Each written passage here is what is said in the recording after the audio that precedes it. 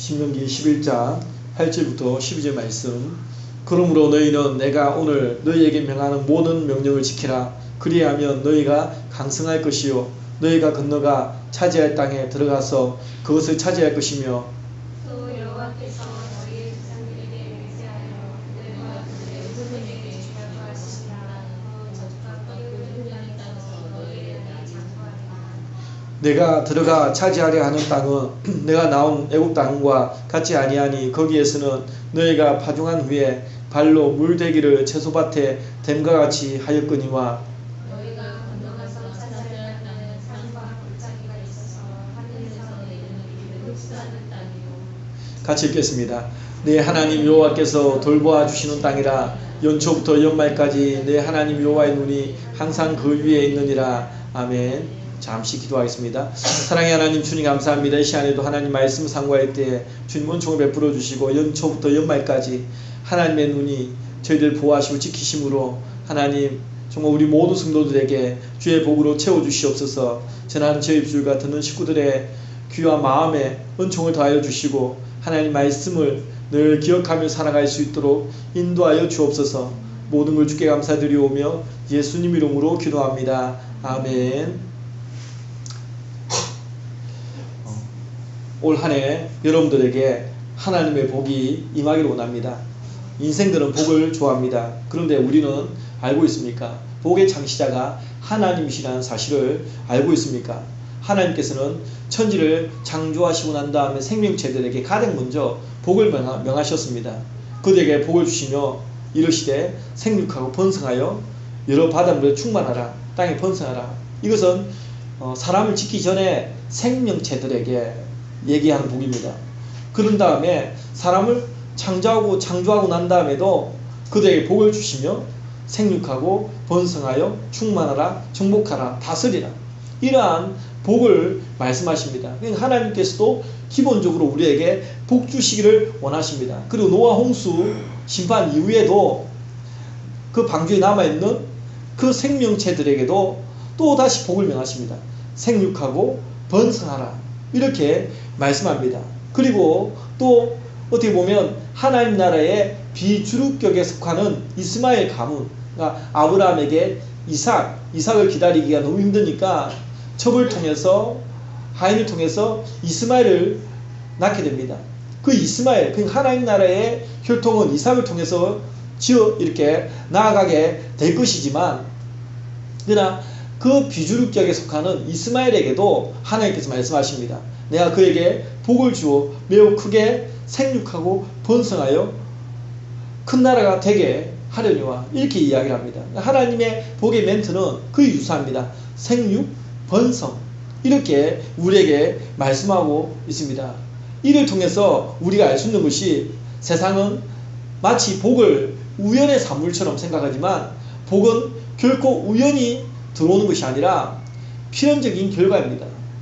세상에게 구해서 들어오는 것이 복이 아니라 우리에게는 하나님 앞에 무릎을 꿇을 때 들어오는 필연적인 것임을 우리에게 보여주고 있는 거죠. 그렇기 때문에 저와 여러분이 믿음만 있다면 세상의 복을 구하지 말고 로또 당첨에 의한 세상에 의한 복을 구하는 것이 아니라 하나님께 저와 여러분이 복을 구하는 한 해가 되기를 소망합니다. 오늘 본문에서는 말하고 있는 복은 무엇입니까? 2016년 올 한 해 모든 성도님들께서 오늘 이 본문에 나와 있는 연초부터 연말까지 하나님께로부터 이 복을 저와 여러분이 누릴 수 있기를 원합니다. 이것은 붙잡아야 됩니다. 이 하나님 말씀이 몇천 년 동안 많은 사람들에게 전해져 내려오면서 이 말씀을 누구는 이 말씀의 주인공이 될 수도 있고 누구는 이 말씀이 주인공 되지 못하는 그런 경우들이 있습니다. 저와 여러분에게는 이 말씀이 저와 여러분의 주인공이 되는 역사가 있기를 원합니다. 그럼 어떤 복이냐? 첫 번째로는 강성의 축복을 누리자.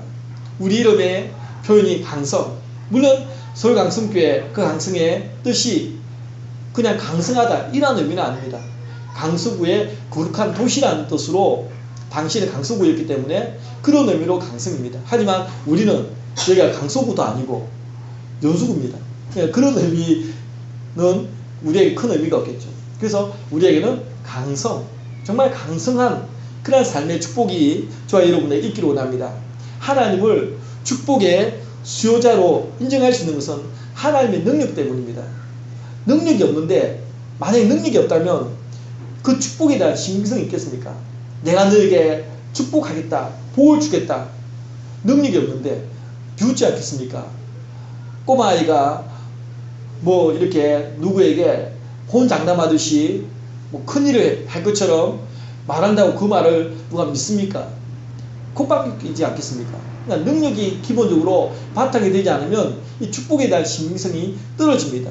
하지만 하나님에게는 능력이 있기 때문에 우리에게 복을 명할 때 그 복에 대한 신빙성은 급상승하는 겁니다. 이것은 믿으면 우리가 누릴 수가 있습니다. 앞부분에서 하나님 놀라운 능력에 대해 언급한 이유도 이 때문입니다. 오늘 본문 앞부분에 보면은 하나님의 놀라운 능력에 대해서 우리에게 쭉 이야기를 하고 있는데, 당시 천하를 호령하던 애굽 왕 바로 앞에서 펼쳐 보였던 10가지 재앙들, 아주 그 애굽 왕 바로를 초라하게 만들 정도로 초토화시켜버리는 10가지 재앙, 손발을 다 들 수밖에 없는 그런 하나님의 능력들, 그리고 애국 군대를 홍해에 수장시키는 그러한 역사들, 그리고 광야 40년 동안 광야에서 이스라엘 백성들을 인도하시면서 베풀어 주었던 엄청나게 많은 놀라운 일들, 이러한 일들이 오늘 본문 앞부분에 신명기 11장 1절부터 7절에 쭉 이야기를 간략하게 말씀하고 있습니다. 이 모두가 무엇입니까? 하나님의 놀라운 역사의 흔적입니다. 그런데 안타깝게도 이러한 하나님의 놀라운 은혜의 역사에도 불구하고 이스라엘의 반응은, 저와 여러분의 반응은 무엇입니까? 불순종을, 계속적으로 불순종을 벗삼아서 살아가는 우리의 모습들을 발견하게 되어집니다. 이것이 타락한 인생들의 모습입니다. 그리고 이에 대해서 하나님께서는 샘플로 무엇을 말씀하십니까? 이스라엘 위에 재앙을 내리셨습니다. 6절 말씀에 보면 그러한 재앙의 어떤 샘플이 나와 있습니다. 하나님은 사랑의 하나님 동시에 공의의 하나님이시기 때문에 죄에 대해서는 하나님은 반드시 심판을 하십니다. 그러한 샘플을 우리에게 보여주고 있습니다. 이러한 샘플이 우리에게 보여주는 의미는 무엇이겠습니까? 하나님께 대한 불순종으로 인한 재앙이 당장 눈에 안 보인다고 해서 안 내리는 것이 아니라 언제든지 재앙에 대한 그러한 가능성이 열려있음을 우리에게 보여주는 겁니다. 하나님 말씀은 우리에게 거울입니다. 하나님 말씀에 수많은 사람들이 하나님 말씀에 순종해서 복을 받고 하나님 말씀에 불순종해서 재앙을 받는 그런 장면들이 나옵니다. 그렇기 때문에 우리 앞에 당장 재앙이 안 보인다고 우리가 더욱더 하나님 앞에 불순종하는 일에 담대할 것이 아니라 경각심을 가져야 된다. 지금은 보이지 않지만 언제 우리의 삶에 그 재앙이 임할지 모른다라는 그 경각심이 저와 여러분에게 필요하다. 그렇기 때문에 이제 오늘 본문에서 그러므로라고 말씀하시면서 지난 과거 이스라엘이 경험한 이 모든 일들을 거울 삼아서 이제는 하나님 말씀에 순종함으로 복을 누리라 라고 말씀하고 있는 겁니다. 하나님 말씀의 복이라는 것이 그냥 구두절미하고 복이 아니라 샘플을 통해서 너희가 과거에 나에게 불순종하고 이렇게 했기 때문에 너희가 재앙을 받지 않았냐? 하지만 이제는 그걸 알아서 그러므로 너희는 오늘 너희에게 명하는 모든 명령을 지키라. 그리하면 너희가 강성할 것이요. 이렇게 말씀하고 있는 겁니다. 그리하면 강성할 것이요. 하나님께서는 이미 태초부터 번성의 축복에 대하여, 강성의 축복에 대하여 우리에게 약속하셨습니다. 하지만 여기에는 조건이 있는 거죠. 이 힘든 세상에서 믿음의 백성들이 강성해질 수 있는 유일한 조건은 하나님 말씀에 대한 순종이라는 점을 우리에게 말씀해 주고 있습니다. 그래서 너희는 내가 오늘 너희에게 명하는 모든 명령을 지키라. 그리하면 너희가 강성할 것이요. 그리하면 너희가 강성할 것이요. 이렇게 말하고 있는 겁니다.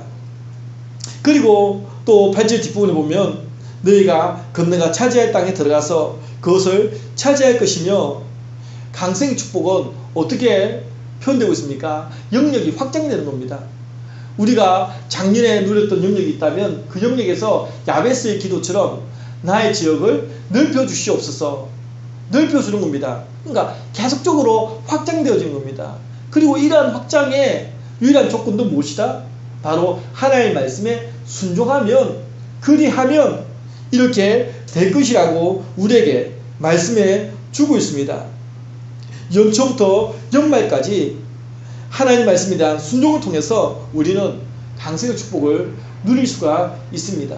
연초부터 연말까지 저와 여러분에게 하나님 말씀 안에서 순종을 얻게 되는 저와 여러분이 될 수 있기를 부탁드립니다. 두 번째로는 장구의 축복을 누리기를 원합니다. 하나님께서는 약속의 땅, 가나안 땅을 주시기 위해서 이스라엘을 430년 동안 노예로 있었던 애굽에서 나오게 하셨습니다. 그리고 주시는 약속이 이 땅에서 너희의 날이 장구하리라. 9절에 보면 너희의 날이 장구하리라.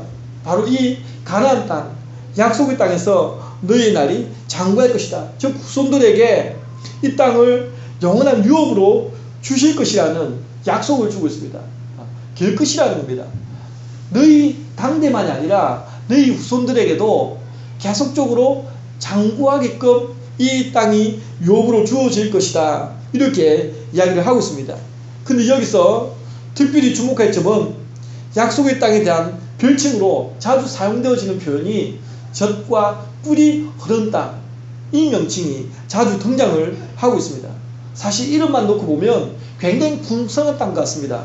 외형적으로 아주 풍부한 땅인 것처럼 보입니다.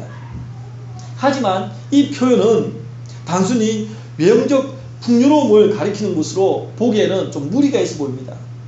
왜냐하면 이 가나안이라는, 팔레스타인이라는 이 지역은 일부 비옥한 지대를 제외하고는 사실 가나안 땅 전역이 물이 넉넉하지 못합니다. 그리고 기온차도 심합니다. 그리고 불모지도 곳곳에 산지에 있습니다. 이러한 땅이 어떻게 젖과 꿀이 흐르는 땅이라고 표현할 수가 있겠습니까? 그렇다면 과연 이 젖과 꿀이 흐르는 땅이 주는 의미는 무엇일까? 바로 언약적 의미가 있다는 겁니다. 하나님께서 함께 하시는 땅이라는 언약적 의미가 이 속에 있습니다. 창세기 17장 8절에 보면 내가 너와 내 후손에게 내가 거류하는 이 땅, 곧 가나안 온 땅을 주어 영원한 기업이 되게 하고 나는 그들의 하나님이 되리라. 이미 아브라함에게 모세를 통해서 이 일이 일어나기 훨씬 전에 아브라함을 통해서 이미 약속을 하신 겁니다. 언약입니다.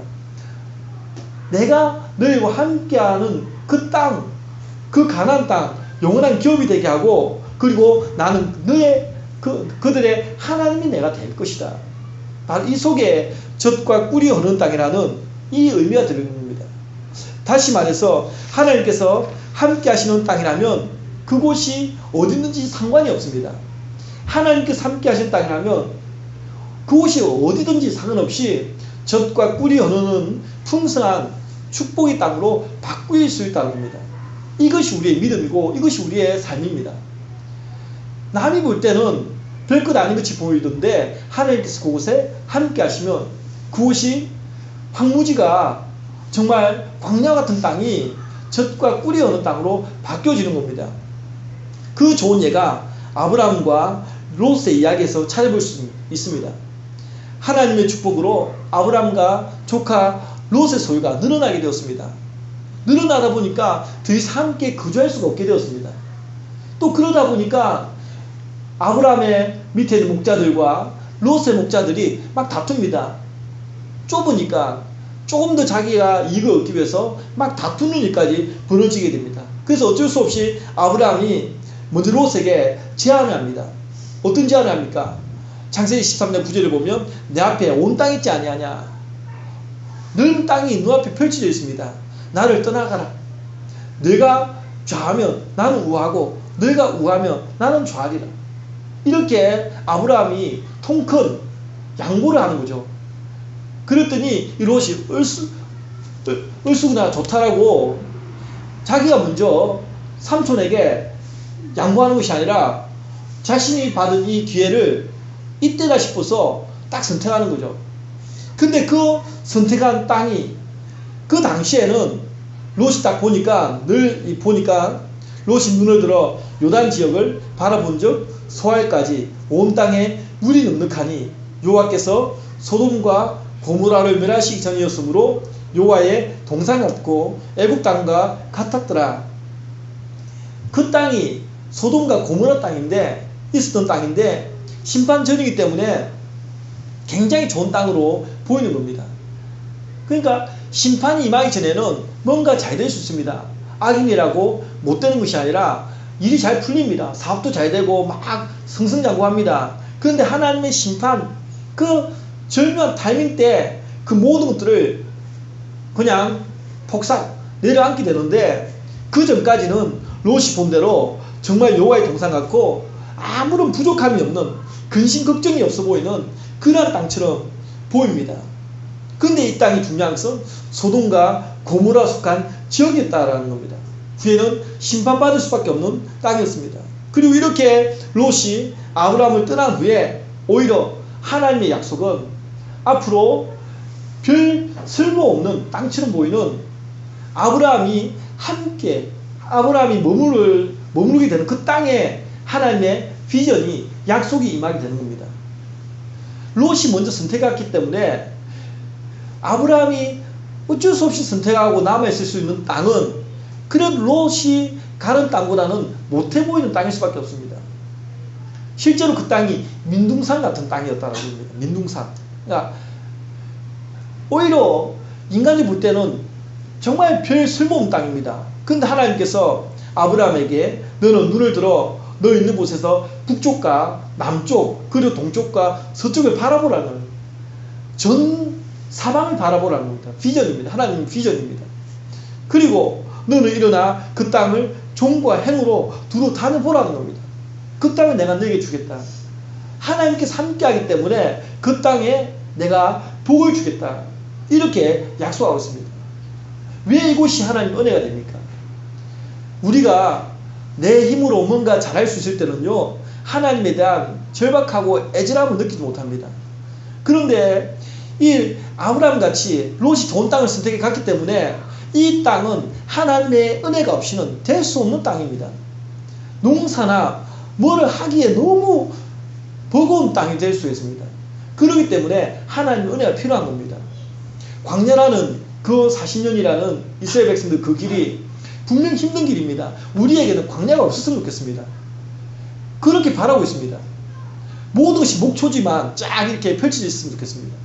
하지만 중요한 것은 무엇이냐면 광야와 같은 그 땅에 하나님을 더 많은 경험이 있다는 겁니다. 실제로 외국의 선교사님들, 선진국에 가서 선교하시는 선교사님보다는 저 불모지, 정말 힘든 그 땅에서 목회를 하고 개척하고 선교하는 그런 분들에게 하나님 더 큰 역사, 놀라운 역사가 막 눈에 보이도 나타난다는 겁니다. 그렇다고 그들의 삶이 편하냐?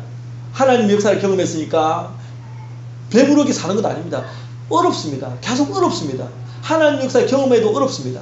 그런데 하나님은 그때마다 역사를 통해서 하나님의 존재를 보여준다는 겁니다. 바로 이러한 것입니다.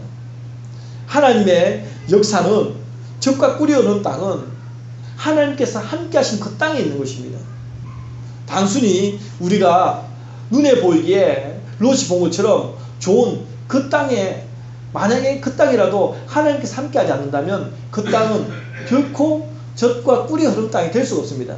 롯이 보았던 그 땅이 후에 소돔과 고모라의 심판 속에 있는 땅이 되듯이 우리의 삶에도 마찬가지입니다. 보이는 것에 현혹당하지 않기 원합니다.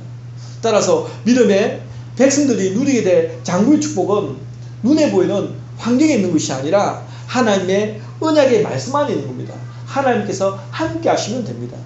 저와 여러분에게 하나님께서 함께 하시면 우리의 삶에 장구의 축복이 넘쳐나는 겁니다. 하나님의 언약의 말씀을 붙잡을 때 저와 여러분은 장구의 축복을 누릴 수 있습니다. 세 번째로는 돌봄의 축복을 누리기를 원합니다. 인생에게 돌봄이 가장 필요한 시기는 이 세상에 갓난아기로 막 태어났을 때가 아닌가 이런 생각들을 합니다.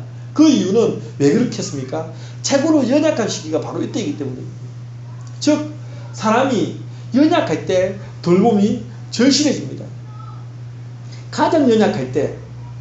그렇다면 인생에게 이러한 연약한 상황은 언제 오겠습니까? 사실 나이에 상관없이 언제든지 올 수 있습니다. 그렇기 때문에 모든 인생들에게 이 돌봄의 축복은 매 순간순간마다 반드시 필요한 것입니다. 그런데 안타깝게도 인생들이 바라보는 돌봄의 수준은 어디에 머물러 있냐면 사람, 환경 이런 요소에만 딱 머물러 있습니다. 우리 믿는 자들에도 여전히 그러한 시각을 가지고 바라보고 있다. 불신자입니다. 우리는 생각해야 됩니다. 교회 밖에 있는 사람만 불신자가 아닙니다. 교회 안에서도 우리에게도 이 새해를 출발하고 시작하면서 나는 불신자가 아닌가? 나는 하나님의 그 능력을 의심하고 있지 않는가? 만약 그렇다면 나 역시 불신자입니다. 불신자입니다. 우리에게는 그러한 믿음이 있는가? 세상 사람처럼 사람과 환경적 요소에만 딱 머물러 있고 그 이상을 보지 못하는 그러한 부분이 있지 않은가? 그래서 어떤 어려움을 당하면 주로 우리는 사람에게 집중된 돌봄을 원합니다. 사람에게 뭔가를 필요를 구하고 그 사람만을 바라보고 또 환경이 우연히 지나가기만을 바라고 있습니다. 기도를 해야죠. 물론 평소에도 기도해야 되지만 어려움이 닥쳤을 때 더 하나님 앞에 기도해야죠. 어떤 중요한 문제가 눈앞에 있다. 더 하나님 앞에 기도해야죠. 물론 그 외에도 항상 기도해야 됩니다. 하지만 더 어떤 어려움이 있고 중요한 문제가 있을 때는 더 하나님 앞에 기도해야 되는 겁니다.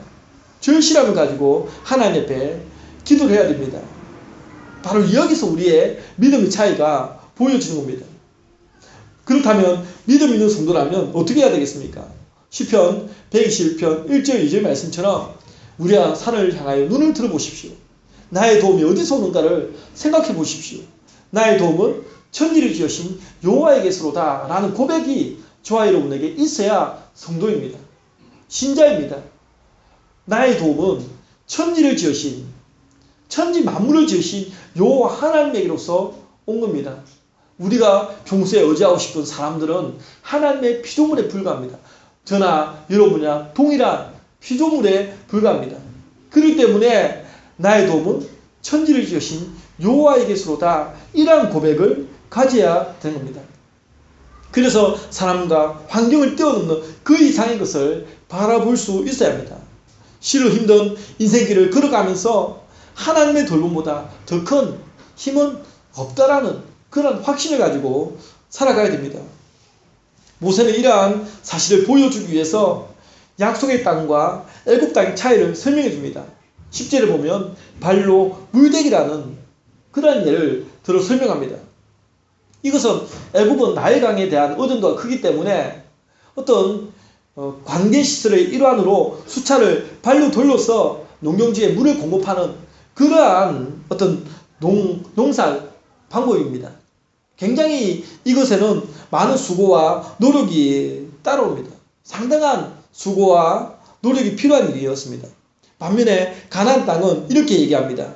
산과 골짜기가 있어서 하늘에서 내리는 비를 흡수하는 땅이었다. 이렇게 강조합니다. 즉 말하면 따로 관계시설에 대한 수고와 노력이 없이도 농사를 할 수 있는 환경을 하나님께서 주시는 겁니다. 그런데 우리가 주목해야 할 말씀은 우리 앞에서도 언급했듯이 12절 말씀에 보면 내 하나님 여호와께서 돌보아 주시는 땅이라. 돌보아 주시는 땅이라. 이 말씀에 우리는 주목해야 됩니다. 중요한 것은 가나안 땅이 젖과 꿀이 흐르는 땅일 수 있는 것은 단순히 지리적 문제 때문이 아니다. 앞에서도 얘기했다시피 팔레스타인이라는 그 가나안 지역은 풀무지가 산재해 있고 기온차도 심하고 전체적으로 물이 넉넉하지 못한 그런 땅입니다. 그런데 하나님께서는 그 땅을 젖과 꿀이 흐르는 땅, 그리고 오늘 본문에서는 좀 더 구체적으로 돌보아 주시는 땅, 즉 하나님께서 돌보아 주시기 때문에 그 땅은 젖과 꿀이 흐르는 땅이 될 수 있다. 이걸 우리가 믿어야 됩니다. 이것은 믿음의 고백이고 하나님께서 우리에게 주신 약속의 언약의 말씀입니다. 돌보아 주시기 때문에 아무리 롯과 같이 그 땅이 좋은 땅처럼 보여도 하나님께서 돌봐주지 아니하면 심판 아래에서 멸망할 수밖에 없는 땅입니다. 하지만 가나안 땅이 지리적으로는 약간의 어려운 점이 있다 하더라도, 광야같이 힘들다 하더라도 하나님께서 돌봐주시기 때문에 그 땅이 마침내 젖과 꿀이 흐르는 땅이 될 수가 있는 겁니다. 그리고 좀 더 구체적 표현으로 12절 뒷부분에 보면 내 하나님 여호와의 눈이 항상 그 위에 있느니라. 이것이 하나님의 돌봄이죠. 하나님의 돌봄이 눈동자가 연초부터 연말까지 항상 내 하나님 여호와의 눈이 항상 그 위에 있느니라. 저와 여러분을 하나님은 주목하고 보고 계시는 겁니다. 이것이 젖과 꿀이 흐르는 땅으로 바뀔 수 있는 이유입니다. 지금 현재 저와 여러분의 삶의 터전이 땅이 황무지 같고 남은 나를 이해하지 못해. 지금 나의 환경은 불모지 같고 정말 어렵고, 그렇기 때문에 하나님이 필요한 겁니다. 예수님께서 이 땅에 오셨을 때도 사람들은 바리새인들이나 좀 그나마 많은 사람들이 존경하고 우리를 볼만하고 그런 사람들은 자신이 스스로 의인이라 생각하는 겁니다. 하지만 예수님의 관점은 무엇입니까? 내가 온 것은 의인을 구하러 온 것이 아니다. 의인은 필요 없다는 겁니다. 죄인이기 때문에 구원자가 필요한 겁니다. 또한 우리의 삶이 넉넉하고 풍요로우면 사람들이 하나님을 구합니까? 안 구합니다. 그렇기 때문에 남은 나를 이해 못해. 나의 지금 환경이 얼마나 어려운지 이해를 못해. 그렇습니다. 사람은 이해 못합니다. 하지만 하나님의 눈동자는 보고 계시기 때문에, 저와 여러분을 보고 계시기 때문에, 그 시선이 떨어지지 않기 때문에, 그렇기 때문에 그것이 우리에게는 젖과 꿀이 흐르는 땅이 될 수 있는 축복이 되는 겁니다. 연초부터 연말까지 하나님의 시선이 떠나지 않습니다. 이것이 하나님의 돌봄의 축복입니다. 하나님의 돌봄이 마침내 우리를 어디로 인도합니까? 젖과 꿀이 흐르는 땅으로 인도하는 것입니다. 올 한 해 연초부터 연말까지 이와 같은 복을 누리길 원합니다. 강승의 축복, 장구의 축복, 돌봄의 축복. 문제는 선택을 잘해야 됩니다. 저와 여러분이 선택을 잘해야 됩니다. 우리 눈앞에는 펼쳐져 있습니다. 모세가 이 가나안 땅에 들어가기 전에 이 이스라엘 백성들에게 이야기하듯이, 보라, 내가 오늘 생명과 복과 사망과 화를 내 앞에 두었나니. 펼쳐져 있습니다. 생명과 복과 사망과 화가 펼쳐져 있습니다. 모든 사람들에게는 기회가 공평하게 주어져 있습니다. 새 출발도 똑같이 이렇게 시작하게 되어줍니다. 그런데 누가 복의 주인공이 될 것인가는 하나님 앞에서 무엇을 선택할 것인가에 달려 있습니다. 아담과 하와가 선악과를 선택하는 순간 그들은 복에서 멀어지게 되었습니다. 그런데 참으로 안타까운 사실은 그 순간은 그것이 복처럼 보인다는 겁니다. 선악과를 보는 순간에 지혜롭게 할 만큼 탐스럽다라고 했기 때문에 저 선악과를 따먹지 않으면 그 사람은 미련하게 보이는 겁니다. 세상 그런 겁니다. 미련하게 보이는 겁니다. 지금 이 순간 눈앞에 복처럼 보이는데 그걸 따먹지 않고 너가 교회 가, 예배를 드려, 기도한다고 돼? 오히려 지금 뭔가를 내가 해야, 지금 당장 눈앞에 있는 그 이익을 내 스스로 쟁취해야 그 사람이 지혜롭게 보이는 겁니다. 그것이 복처럼 보이는 거죠. 하지만 그것이 실로 복은 아니었다. 잠언에 보면 어떤 길은 사람이 보기에 바로나 필경은 사망의 길이니라 이렇게 얘기합니다. 사람이 보는 관점하고 다른 겁니다. 롯이 선택했던 그 땅이 그 순간에는 저 땅을 내가 선택하지 않으면 난 바보야, 바보. 그리고 오히려 아브라함 삼촌에게 바보같이 보이고 미련해 보일 수 있습니다. 하지만 롯이 선택했던 그 땅은 필경 사망의 길이었다라는 사실을 우리는 알 수가 있습니다. 정말 우리는 올 한 해 무엇을 선택할 것인가? 저와 여러분이 정말 모든 것을 신앙적으로 선택하는 그러한 길을 갈 수 있게 원합니다. 연초부터 연말까지 신앙적 기준을 가지고 저와 여러분이 선택해 가다 보면 그 길이 광야 같은 길일지 몰라도 올 한 해 하나님께서 역사하신 그 흔적들이 저희들의 삶에 고스란히 남아있을 겁니다. 연말에 가서 보면 정말 하나님께서 나에게 이러한 간질거리들을 주셨다라고 그 살아계신 하나님의 역사의 흔적들이 저와 여러분에게 보일 것입니다. 이것이 우리가 누릴 복입니다. 저와 여러분에게 연초부터 연말까지 이러한 복을 누릴 수 있는 정말 저와 여러분 되어서 신앙적인 그러한 결단과 각오를 가지고 묵묵히 하나님 바라보고 우리에게 도움을 주시는 그 하나님 바라보고 살아가시는 저와 여러분 될 수 있기를 주의 이름으로 축원드립니다. 기도하겠습니다. 사랑의 하나님, 주님 감사합니다. 아버지 하나님, 정말 이 연초부터 연말까지 주의 복이 우리의 삶 가운데 넘치기를 원합니다. 아버지 하나님, 복이 세상에 있는 것이 아니라 하나님께서 우리에게 얼마나 많은 복들을 주기를 원하시는지 천지 창조 때부터 우리는 그것을 발견하게 되어집니다. 아버지 하나님, 지금도 하나님은 우리에게 복 주시기를 원하시고 그 복을 누리기를 원하지만 우리가 다른 곳에서 정말 복을 찾고 있을 때가 많이 있습니다. 세상이 보기에는 그것이 바르게 보이고 지혜롭게 보이지만 정말 지혜롭고 탐스럽게 보이지만 그것이 필경은 사망의 길이 되는 경우들이 많이 있습니다.